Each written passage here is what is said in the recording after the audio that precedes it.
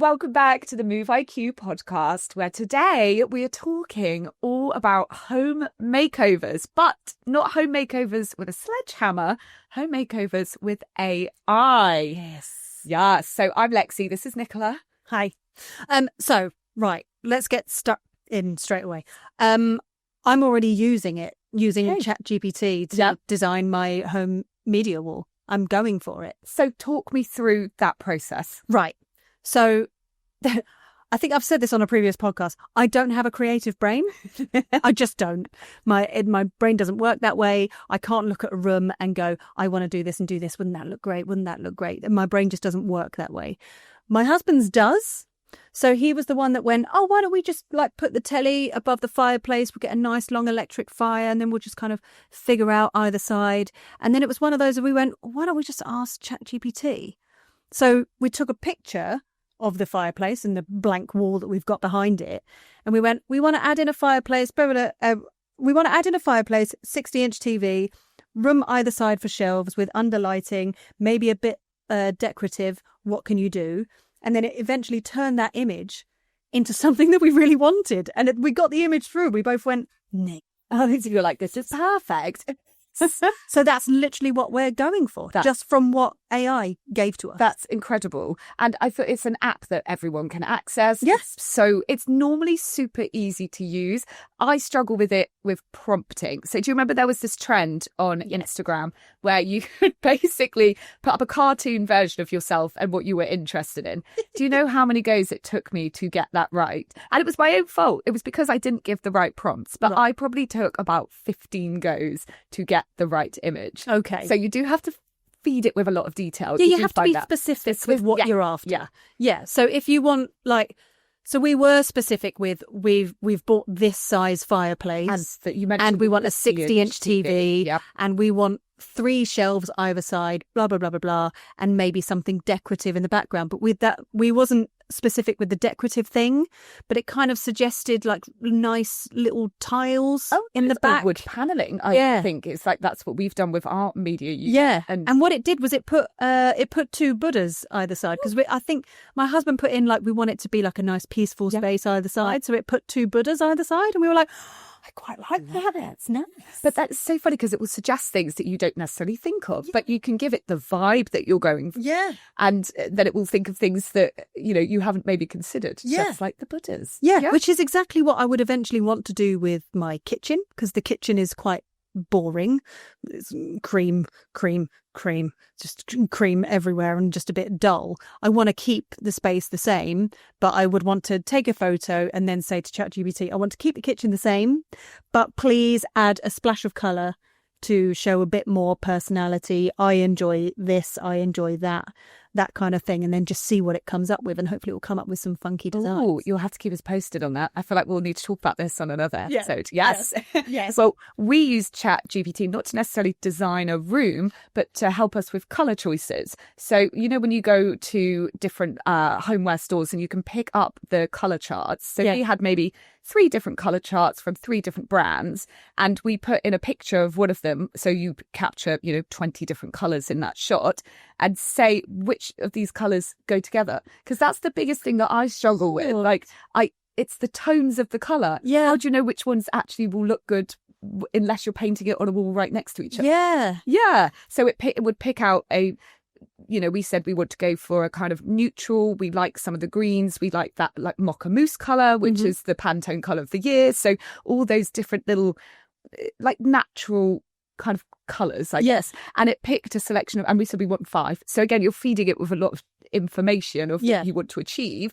And it gave us 5 different colours, and it picked them from what I like about it is, even if it's got it slightly wrong, you're already in a conversation with it. So you're not having to start your ideas all over again from scratch. So if you're not quite sure about that colour, you can then go, can you make that colour slightly brighter? Yeah. And it would then suggest a slightly brighter colour. And then from there, it would then go, please, can you suggest shops that I can get this? at a reasonable price. This is my budget. Put in your numbers, and it will start suggesting websites and places to go where you can do everything up and do it yourself. Yeah, I love that. And it's just, I think AI is about making things easier. Yeah. Right? Making our life easier. Yes. And it's saving time, it's saving the hassle, and it's saving money. Saving money and saving the kind of, it's like that, saving the trial and error process of physically having to go in and do it ourselves. Yeah. Yeah. So ChatGPT, obviously a great one. Do you use any other apps or anything? That's the only one I use because I'm a bit basic when it comes to that. But I know that there's like Budget My Build. Yep. And there's another one as well that I can't. So there's House. Yeah. Yep, with a Z. Yeah. So that's really good for putting in information, almost like you can get a lot of spreadsheets out of that as well. So you can keep track of build costs. So spreadsheets are not my strong point. They're my boyfriend's strong point. No. But I seem to have a lot of spreadsheets, but that is just it's easy to use in terms of putting in budgeting. Like that's the biggest thing that I would use it for. I've used Home Styler a lot. In fact, I designed my entire house on Home Styler. Yeah. It's so good to the point where you can find maybe a sofa or your furniture online and upload a picture of it and be like, can you put that in that room?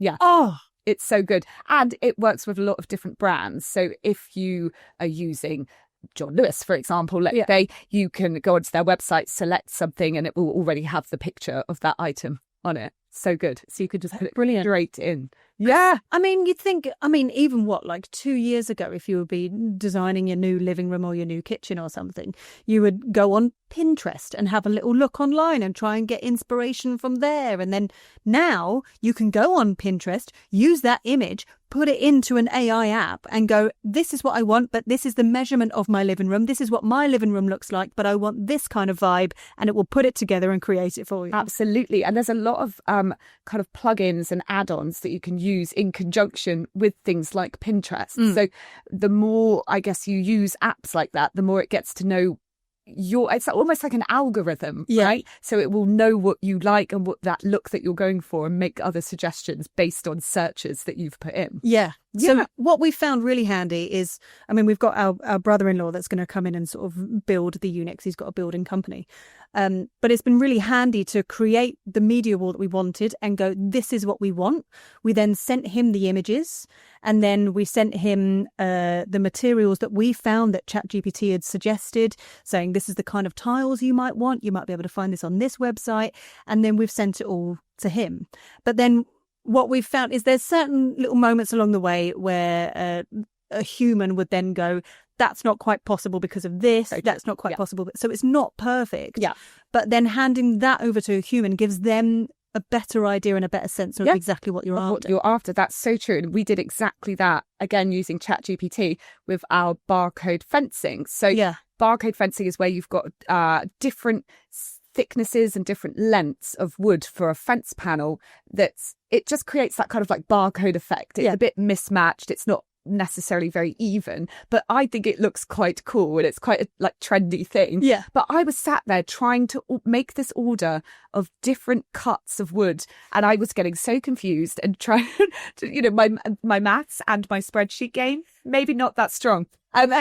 But that's where you can use things like ChatGPT. So I had just put in, right, I want to design a barcode fence. It needs to be total length, this length. Can you make a pattern for me? And it would make the pattern of, okay, so you have a thin one here that's this length, and you've got a thicker one there that goes there. And it basically did the puzzle for me. Right. And again, you then give that to your contractor. Yeah. And they figure out the rest. Yeah, perfect. But again, it's not always perfect because there are certain things that might not quite work along the way. So then, for example, if we want to put the telly on the wall and we want to have this kind of design either side, we need somewhere that the cables are going to go and stuff like that, that then logistically a human would then be able to sort out for you. But I feel like the partnership of the builder, the contractor and ChatGPT working together, your design, what you want, what they know they can definitely create, then becomes the perfect situation. It's a perfect partnership. It is. Exactly that. Yeah. I think also what a lot of the AI apps are doing and what's really useful is if you're moving into a blank space, or if you're, I guess, trying to do like a whole room restyle, is that you can take a picture of that room, and it will make suggestions based on the shape of the room or what you want to put in. It's what I need. Yes. Well, that's so you might see it now on a lot of furniture companies. You can select, let's say, sofa. So I did this with our sofa, and we've gone for almost like a bean-shaped sofa. Ooh. So it's quite hard to measure it because it's not, straight lines. Yeah. So I could imagine it in a space in my head, and I was like, this is going to look great. Yeah. My boyfriend, on the other hand, he was like an automatic, no, it's not going to fit. It's not going to look right. That would be me. Like, I can't see the vision. Yeah. And I get it. It is hard with a blank space, isn't it, to actually picture something different in that space. Yeah. So when we were on this particular sofa company's website, they actually had a feature that said, see it in your room. So you can hold your camera like a live, almost not recording, but it's like a live picture in your screen, and it will slot in the design of the sofa, and it's to the scale, so you can see exactly what it would look like. That is so satisfying. It was amazing. It's so good. Yeah. I show you the pictures because it was super useful. Yeah. Then my boyfriend could be like, oh, okay, it would fit in that space. Oh, I see. And then you could twist it around slightly so that it's maybe a bit more to the right than it was at the beginning. Perfect. And you can literally visualize it in the space. And even in this app, my dog is in the video and she's still in it, like stood in front of our sofa. Brilliant. It's mad, isn't it? But so useful, particularly if you don't have that creative brain that could put different pieces in a room. Yes. And you can't see the end goal. Yes. Yeah. And what's great is it can design it, and then you can go, well, where's that picture from? Where can I get a frame that looks like that? Yeah. Where can I get that kind of lamp from? Yeah. And then it gives you all the suggestions. Exactly. What I've noticed lately from where I've walked past when I'm out walking my dogs and I walk past estate agents or whatever, is you can now view houses via AI. Yes. Yeah. And I guess that's kind of thing has been around for a lot in terms of... We did like a 360 walk around thing when we were selling our house. Like someone came around with a 360 camera and you can kind of look around it. So I'm guessing it's kind of similar? Yeah, exactly. Yeah, exactly that. And it's almost like you can put yourself... It's like doing The Sims. You can put yourself like walking around that property. So you'd get a feel of what it would be like. Yeah. And things like when we went to design a kitchen, you can now put on the 3D headset and have your kitchen built and be in your kitchen and walking around using it. So it's a great kind of... That's crazy. Yes, it's crazy. But it also, you feel like you're living in this kitchen, so you'd get a sense of the space and a sense of where you want things to be before actually committing to that design.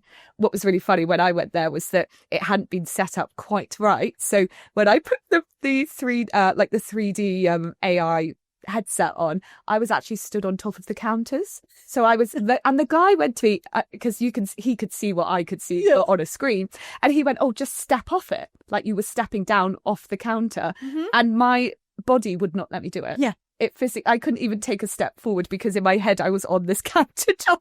To be fair, after a couple of glasses of wine, you might end up on the counter. Who knows? You need to have that experience. Yeah. But it's crazy visualizing that space. Yeah, and going back to things like kitchen, you can get an idea of what works space-wise. So if you had a kitchen island, for example, you could be walking around that kitchen and think, oh, actually, I don't think there's like tight. Yeah, it's quite tight. I don't think there's enough space between the cabinetry this side and the island in the middle. So we've done that in our kitchen. Normally your standard is about 90 centimetres. Our current kitchen is 80, which I don't actually know if you'd get away with building it, because really I think 90 is about the standard. Yeah. And I'm constantly bumping into my boyfriend. So I've now made sure that in our new house it's 100. Oh, just to be on the safe side. So 100 millimetres, 10 centimetres. Yeah. But it's 100 big as your house. Oh, yeah.